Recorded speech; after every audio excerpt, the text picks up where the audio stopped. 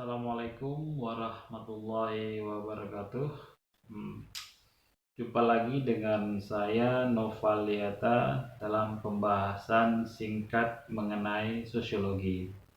Di kesempatan kali ini saya menghususkan pembahasannya untuk mereka yang di semester awal atau di semester 1 dan 2 yang baru saja mengambil mata kuliah sosiologi. Bahwasanya di sosiologi itu dia itu memiliki 4 ciri utama. Empat ciri utama dari sosiologi tersebut. Pertama, sosiologi itu harus dia bersifat empiris. Apa itu empiris? Sosiologi itu adalah pengetahuan dari hasil observasi. Jadi sosiologi adalah merupakan sebuah hasil observasi lapangan. Memang benar ada kenyataannya, bukan merupakan sebuah hasil dari spekulasi. Makanya sosiologi dinamakan dia harus memiliki ciri empiris. Kedua, sosiologi itu harus bersifat teoritis, yaitu tujuannya adalah dari observasi yang pertama, kemudian dia menyusun sebuah abstrak. Dari abstrak tersebut, nanti dia akan menjelaskan sebab akibat. Nah, dari sebab akibat tersebut nanti dia bisa menjadi sebuah pernyataan atau menjadi sebuah teori. Makanya sosiologi dia harus bersifat teoritis. Yang ketiga, sosiologi itu harus bersifat kumulatif. Dalam artian teori-teori dalam sosiologi itu adalah mengkaji teori-teori yang telah ada.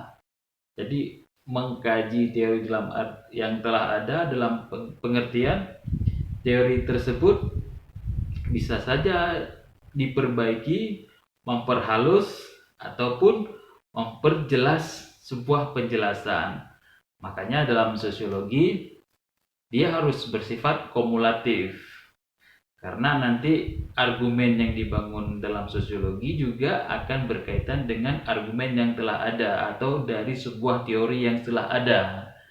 Jadi dia nanti akan memperbaiki, memperhalus, bisa jadi nanti akan memperjelas lebih baik lagi. Yang keempat, sosiologi dia harus bersifat non-etis. Karena dalam sosiologi nanti yang dipersoalkan kajiannya bukan baik buruk sebuah kejadian dalam masyarakat, tetapi dia mengkaji secara analitis. Jadi sosiologi tidak bertugas dia untuk menjelaskan masyarakat ini baik, masyarakat itu buruk. Dia menjelaskan apa yang ada yang terjadi dalam masyarakat.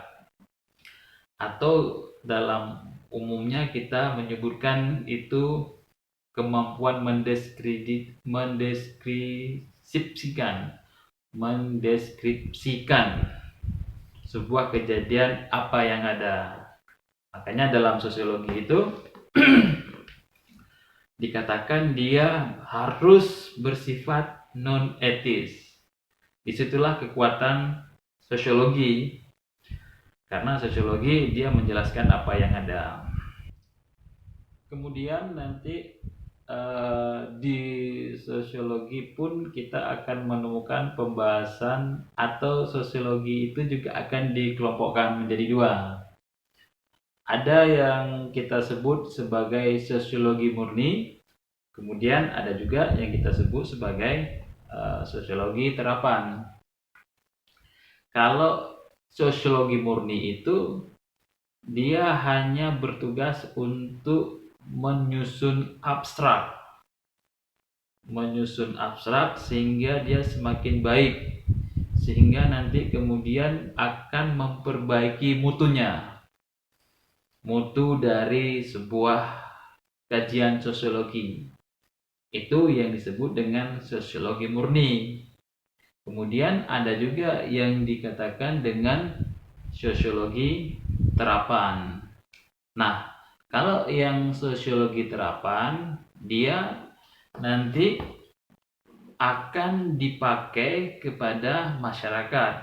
Jadi, pengetahuan yang ada dalam sosiologi nanti dia akan dipakai dalam masyarakat untuk mengatasi masalah. Nah, untuk membantu masalah itu nanti itu yang dinamakan dengan sosiologi terapan. Kemudian kita akan membahas tentang kegunaan dan peranan sosiologi untuk mahasiswa atau untuk kita kalangan akademik. Kemudian ada sebuah pertanyaan, orientasi sosiologi ke depan itu seperti apa? Nah, itu sangat umum, pertanyaan tersebut dilontarkan untuk mahasiswa terutama terkait pilihan sosiologi. Kalau kita melihat dari pendapatnya Peter Elberger, bahwa ia mengatakan bahwa begini, produk sosiologi adalah mereka para pemikir yang senantiasa peka dan kritis terhadap realitas sosial. Nah, jadi Peter Elberger itu dia mengatakan bahwa para sosiolog itu adalah para pemikir yang kritis, yang melihat tentang atau terhadap realitas sosial. Nah, kemudian bagaimana tentang kegunaannya? Nah, kalau membicarakan tentang masalah kegunaannya, banyak hal sekali kegunaan dari sosiologi ya. Pertama, sosiologi bisa memahami latar belakang suatu masyarakat. Ya, bayangkan aja, apakah se-Indonesia yang luas ini atau seprovinsi yang demikian atau sekabupaten yang demikian, apakah masyarakat itu memiliki satu pola tindakan, satu pola pemahaman, dan seterusnya? Tentu tidak. Makanya disitulah sosiologi nanti akan mengkaji. Nah, jadi sosiologi itu akan membantu memahami latar belakang masyarakat yang beraneka ragam, menjelaskan. Nah, kemudian kegunaan dari sosiologi berikutnya adalah sosiologi itu bisa membantu menyusun pola kehidupan sosial dari berbagai golongan dan kelompok dalam masyarakat. Jadi kelompok masyarakat tersebut disusun sehingga menjadi sebuah penjelasan yang mudah kita pahami. Sehingga kita bisa mengenal, ini pola masyarakat A, pola masyarakat B, pola masyarakat C, dan seterusnya. Jadi kegunaannya yang kedua ini lebih kepada menyusun pola kehidupan sosial dari berbagai golongan kelompok masyarakat. Dan kegunaan sosiologi yang ketiga adalah bisa dikatakan berdasarkan pengertian dan teori-teori yang dibangun dari sosiologi, para sarjana baik kita yang sedang kuliah di sini atau mereka yang ada di luar pagar universitas, jadi masyarakat umum, dapat mengetahui sampai di mana susunan stratifikasi sosial. mempengaruhi atau dipengaruhi oleh keputusan kebijakan. Nah, jadi di sini lebih menekankan pada dari pengertian-pengertian yang dibangun oleh sosiologi, kemudian akan bermanfaat bagi para akademisi dan sarjana sosiologi atau masyarakat yang ada di luar yang menyukai sosiologi untuk mengetahui sampai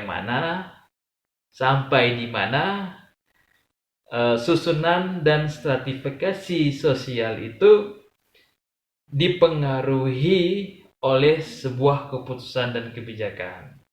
Nah, biasanya ini nanti lebih banyak kepada hubungan antara penguasa dan masyarakat.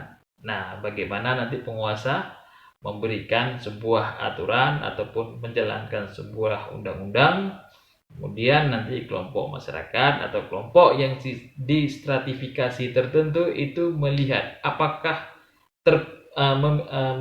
memberikan efek ke mereka atau memberikan dampak, atau tidak memberikan efek atau tidak memberikan dampak. Nah, begitu kira-kira kurang lebihnya. Kemudian kegunaan dari sosiologi juga bisa melihat corak dan keabsahan politik seseorang, atau dengan kata gampangnya sosiologi itu bisa mempetakan corak politik satu golongan tertentu. Nah, misalnya kita datang ke kelompok masyarakat A, datang ke golongan kelompok masyarakat B, lalu kita membuat sebuah kajian, bisa kita ambil sebuah kesimpulan.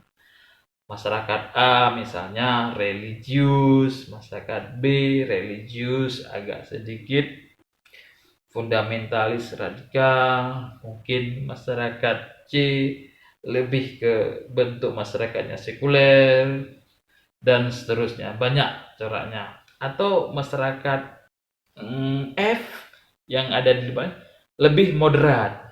Nah, atau yang lain-lain banyak sekali. Yaitu dia tadi, bahwa dengan sosiologi kita bisa melihat corak politik dari suatu kelompok, kemudian kita gambarkan, kurang lebihnya begitu.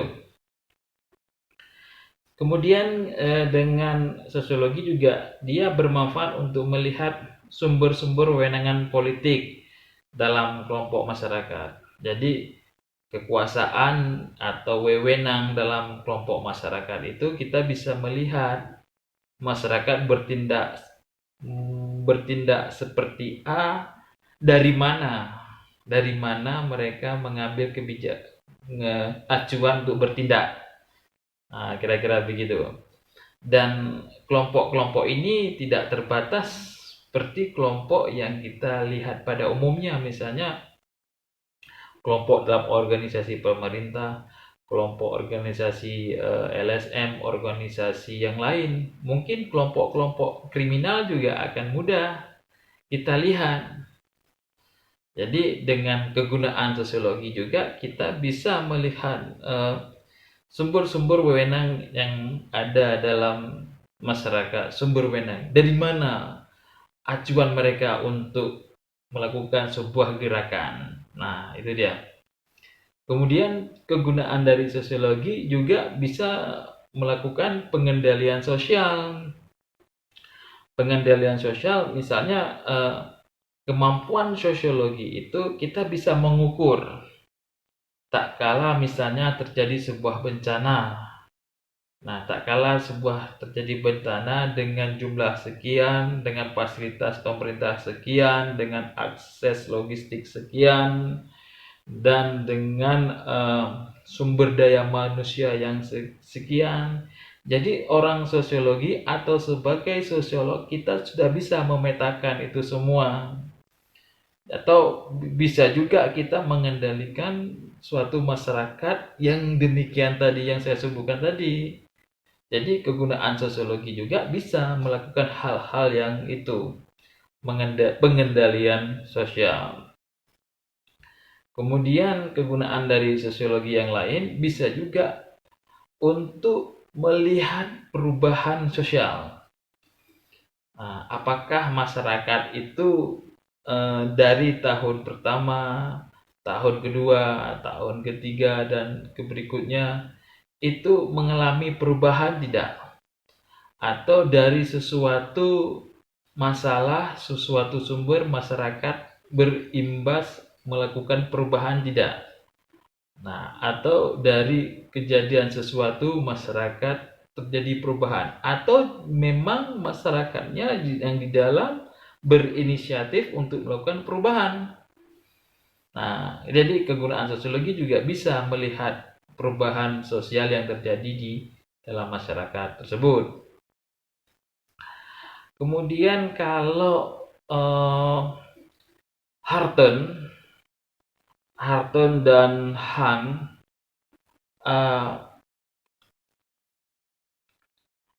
bisa dikatakan profesi umum yang diisi oleh sosiologi nanti menurut mereka adalah sebagai ahli riset. Nah, ini lebih spesifik. Ini sangat akademis. Jadi menurut Han dan Harton, profesi yang akan dilakukan oleh seorang sosiologi adalah sebagai ahli riset. Saya menekankan di sini ahli riset sosial, riset ilmiah untuk mengembangkan ilmu. Bisa jadi riset yang berkaitan dengan industri, riset yang berkaitan dengan pembangunan kota, riset dengan peluasan pertanian, riset dengan pembangunan wisata, dan banyak-banyak lagi riset yang bisa dilakukan. Atau juga bisa juga seperti riset terkait dengan sesuatu hal yang berkaitan dengan dunia kriminal. Bisa jadi intinya sosiologi itu adalah objeknya masyarakat, dan masyarakat itu akan melakukan banyak hal tersebut itulah yang bisa membuka atau kita bisa masuk untuk melakukan riset ke dalam masyarakat tersebut. Harton dan Han dia juga mengatakan bahwa profesi umum yang akan dilakukan oleh orang sosiologi itu adalah sebagai konsultan kebijakan. Nah, ini sangat-sangat dibutuhkan oleh seorang pengambil kebijakan. Mulai dari level presiden, level bupati, level gubernur. Jadi butuh orang sosiologi di sampingnya dia untuk menjelaskan kebijakan-kebijakan, apa dampak-dampak dari sebuah kebijakan yang beliau lakukan. Nah, Han dan Harton mengatakan profesi yang akan bisa diisi oleh sosiologi itu sebagai konsultan kebijakan. Kemudian ini umum bisa kita temukan di mana-mana bahwa profesi yang akan dilakukan oleh orang sosiologi itu adalah sebagai tenaga pendidik. Nah, bisa jadi dia sebagai guru, bisa jadi juga dia sebagai dosen atau tutor di tempat-tempat yang lain. Jadi setelah mendapatkan pengetahuan sosiologi murni, bisa juga pengetahuan sosiologi terapan, kemudian dia berkecimpung sebagai tenaga pendidik. Nah, disitulah dia nanti akan menjelaskan kegunaan sosiologi untuk apa, tujuannya bagaimana, dan hasilnya bagaimana. Nah, Harton dan Han juga dia mengatakan bahwa sosiologi juga nanti bisa menjadi sebagai pekerja sosial atau social worker. Nah, di sini umum sekali ya. Kalau Han mengatakan demikian bahwa memang ladang dari sosiologi itu adalah sebagai pekerja sosial, artinya banyak hal yang bisa dilakukan oleh seorang ahli sosiologi atau oleh seorang sosiolog, baik dia ketika berada di dalam pemerintah, ataupun dia berada di luar pemerintah. Jadi tidak harus semata-mata dia harus berada dalam pemerintah, tidak harus semata-mata dia harus berada dalam organisasi tertentu, tidak demikian. Tapi dia juga bisa juga misalnya melakukan pendampingan terhadap sebuah masyarakat. Apa yang masyarakat butuhkan, apa yang masyarakat inginkan, apa yang masyarakat cita-citakan, nanti sosiologi bisa di situ masuk melakukan apa namanya yang tadi sosiologi terapan. Jadi Han menaruh sebagai pekerja sosial di keempat. Demikian diskusi sosiologi hari ini. Semoga teman-teman yang melihat video ini bisa memicu untuk mencarikan referensi tambahan, kemudian lebih kritis lagi terhadap